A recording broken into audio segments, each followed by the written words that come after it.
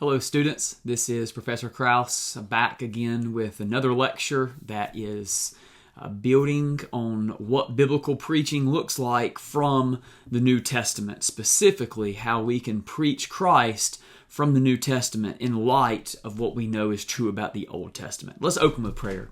Father, we thank you for the riches and depths of your word, how you have revealed yourself and revealed your plan of salvation from Genesis to Revelation. And we glory in the truths we find there, and we pray for your help in understanding how we can preach it faithfully and effectively, that your name would be glorified and your people would be built up and the lost would be reached with the gospel. Be with me now as I lead this lecture. Help it to be good and helpful and encouraging to these students. In Jesus' name we pray. Amen. All right, so we have been looking in week 5. We looked at a couple lectures on preaching Christ from the New Testament, specifically the different genres and what it means to preach Christ and what it doesn't mean. In this, we're going to spend just a few moments, not a very long lecture, but thinking about preaching Christ in the New Testament with thought to the Old Testament. So one of the truths of preaching is, if we're going to be faithful expositors of the Word, especially in preaching Christ, we must first understand our passage and its context. To preach Christ faithfully and effectively for our people, we have to understand the importance of context. And when we come to the New Testament in God's Word, we know that it's not on an island. It's not by itself. We do not disconnect the New Testament from the Old Testament just because the New Testament has a fuller revelation of God and His mission.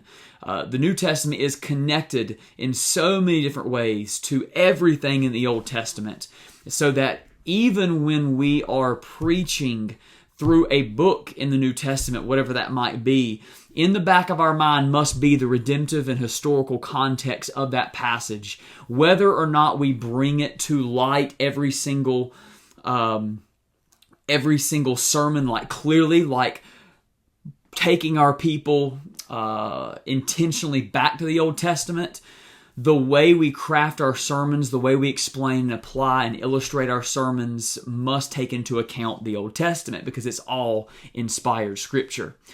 Every single passage has a number of contexts. I just opened the Bible in front of me to Acts 21. And this is Paul's warnings on the journey to Jerusalem. So Paul's about to be arrested and go on trial. And we know that passage has some immediate context to it. If I was to preach the first section here of chapter 21, well, the most immediate context is Paul's travels at the very end of his ministry in the book of Acts. We're getting closer to the end of the book of Acts, and Paul is meeting with different churches on his way to Jerusalem, where he believes, according to Revelation, that he is going to be arrested and go on trial. Now, the larger context would be the ministry of Paul, would be the ministry of getting the gospel, the 3 missionary journeys he takes. And now the rest of the book of Acts is going to be looking at Paul's travels at the end, different kings and rulers, and sharing the gospel. There's a context within the book. It would be helpful to know, Acts 1:8 and what it says about being witnesses in Jerusalem and Judea and Samaria and to the ends of the earth. That frames the outline for the book of Acts. So we would want to locate this passage and preaching Christ and preaching the context of this passage in light of that. Then there's a context within the Testament. Acts falls after the Gospels, which is, the picture of Jesus' life, death, resurrection, and ascension. After, the book of Acts, we go to the book of Revelation and the church at this pivotal time in history and the future revelation of what's to come. But then we have the context within the Bible.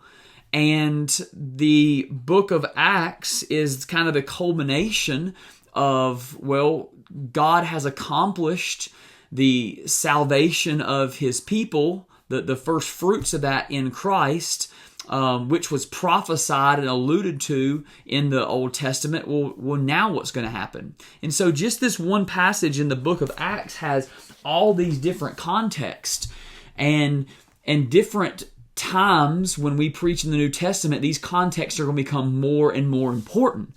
Even the context within the Bible, right? When we think about what is God's plan, well, God's plan is the salvation of peoples, not just a people, but peoples. Well, the book of Acts here in chapter 21 gives us a picture, a clear picture of one of God's messengers, his chosen servants, being used in that mission to share the gospel, not just in Jerusalem, Judea, and Samaria anymore, but all the way to the ends of the earth. Paul, traveling to Rome to share the gospel. And so these different redemptive and historical contexts come into play. Even if we're not preaching an Old Testament passage, the Old Testament is going to impact that. The reality of the Old Testament must have a bearing on the New Testament passage we preach. Now, that again doesn't mean that every single New Testament sermon we've got to spend 10 minutes bringing our people up to date and making 10 minutes worth of connections to the Old Testament. That's not always helpful. But even as we prepare our sermon, the things that we do and the things we're wrestling with are going to be impacted by what we know about God, the failure of Israel, sin, failure of Adam and Eve in the garden. All those things are a backdrop and are important to anything that we are preaching in the New Testament. If all of the Old Testament is related to, building to, and preparing us for the work of God in the person and work of His Son Jesus, then it should affect the way that we think about our New Testament passages, even if we don't make those connections always, a huge part of our sermon. It's still going to influence that. We've already read this before, but it's worth reading again. Luke chapter 24, 44 through 47. He told them, "These are my words that I spoke to you while I was still with you, that everything written about me in the law of Moses, the prophets, and the Psalms must be fulfilled." Then He opened their minds to understand the Scriptures, which at that time would have been the Old Testament Scriptures. So He is explaining His salvific work, the work of God in and through Him, and the cross and the empty tomb, and He's doing it from the Scriptures, which would be the Hebrew Scriptures. He also said to them, "This is what is written," right? This is what is written in the Scriptures. The Messiah would suffer, rise from the dead on the third day, and repentance for forgiveness of sins would be proclaimed in His name to all the nations beginning at Jerusalem. So Jesus is not only explaining from the Old Testament Scriptures how He is there, His death and His resurrection, but also that now, because of what He's accomplished, that the repentance for forgiveness of sins would be proclaimed in His name to all the nations. He's saying that too is in the Old Testament. So if Jesus read the Bible that way, the Scriptures, and taught that the Old Testament was pointing to Him and God's mission was through Him and would continue in His name, and furthermore, we know the New Testament is about Him and lived out of what He accomplished, right? So the Old Testament is pointing to Him, explaining what happened. All of the New Testament that we're preaching and studying in this class is lived out of Him. It's about Him and lived out of Him. The reality of Jesus is shown in the book of Acts and everything that follows. All of that literature in the Bible is relevant because of what was accomplished in Jesus. So therefore, the New Testament has a redemptive and historical context that begins in the Old Testament and is then explained and seen in the New Testament. And that should be in the back of our minds and be an important part of our sermon preparation. So one of the most important steps we can take in preparing gospel-centered, Christ-centered sermons from the New Testament is understanding the Old Testament, even if we're not Old Testament scholars, understanding it, so that when we preach our New Testament sermons, whether it's the Gospels or narrative and Acts, the epistles and the doctrine we find there, or the apocalyptic visionary leadership of scriptures in Revelation, when we preach those New Testament sermons from those different genres with little to no thought of the Old Testament, we likely fail to fully preach our passage.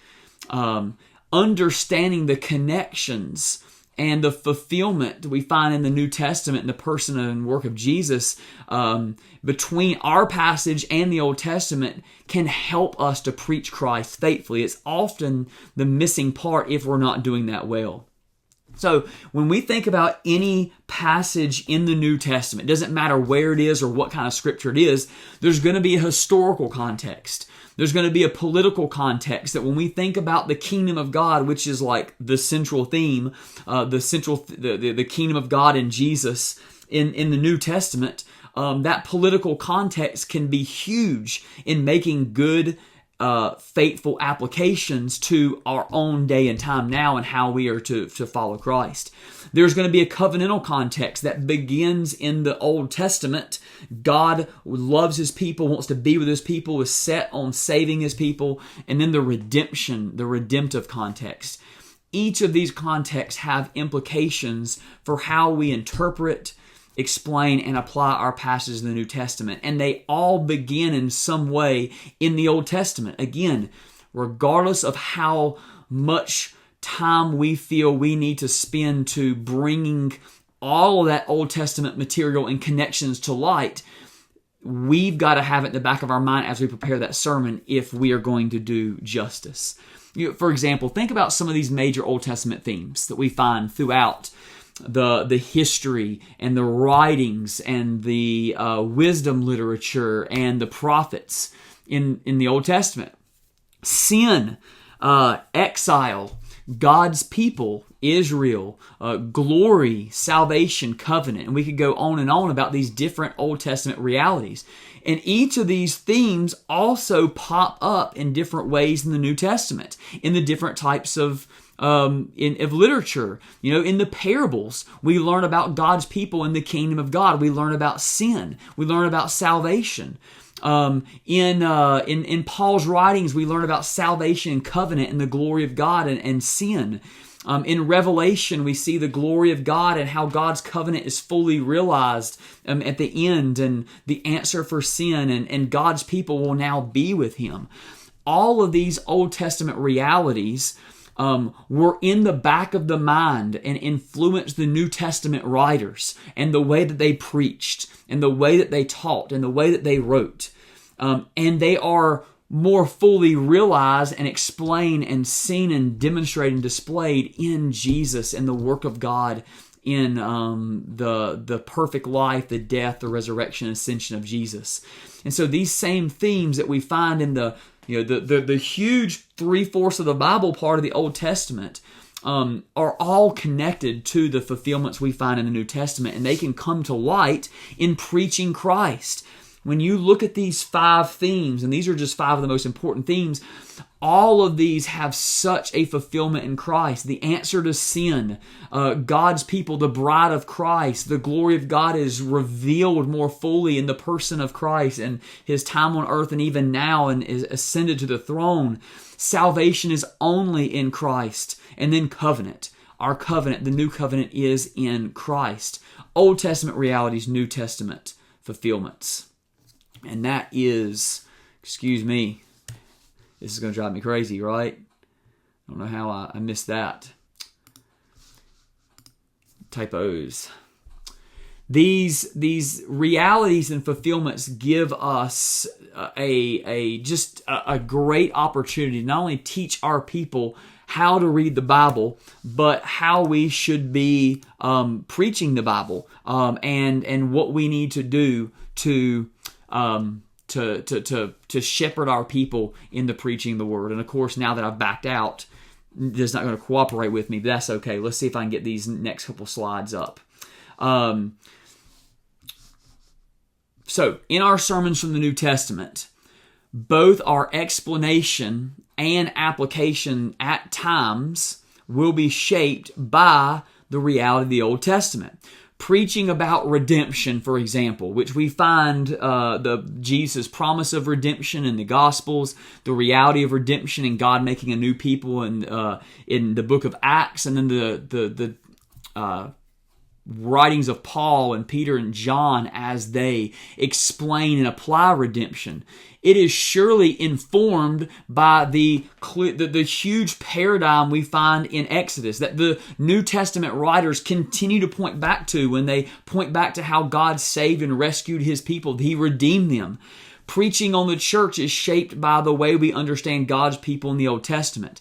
Preaching on mission is influenced by God's plan of salvation and what He did with Israel and how He led them. So, all of these New Testament realities that we find in fulfillments in the New Testament are connected back to the Old Testament.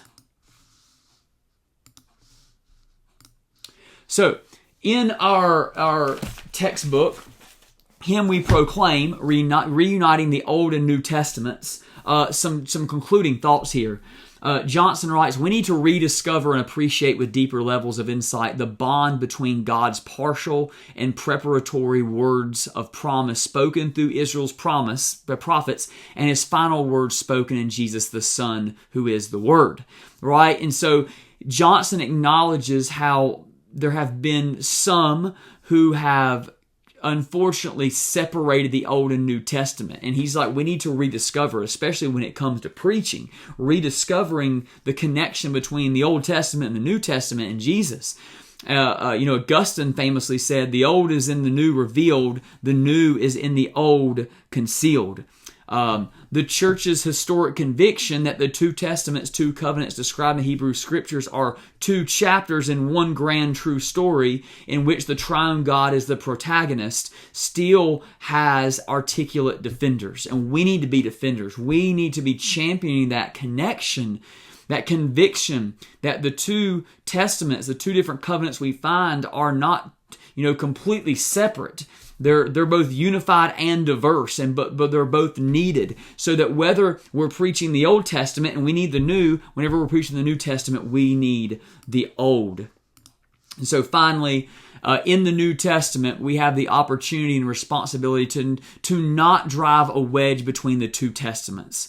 The clearest and best way to do this is to show our people how the two testaments are fully united in Christ. And when we're seeking to be gospel-centered and Christ-centered and preaching the Old Testament and the New Testament, the way we do that is preaching Christ and Him crucified. And there's so many different ways that we can do that, which we're going to look at in some of in the next lectures. But whether we're preaching from the Gospel and Acts, Epistles, Revelation, there are so many different faithful ways to preach Christ so that our people grow in their understanding of the Old Testament and the New, the connections, the differences, all of that is good and helpful in our preaching Christ from the New Testament. Hope this was helpful and encouraging for you as a preacher. If there's anything I can do, any feedback you have, please feel free to leave it. Until next time, God bless.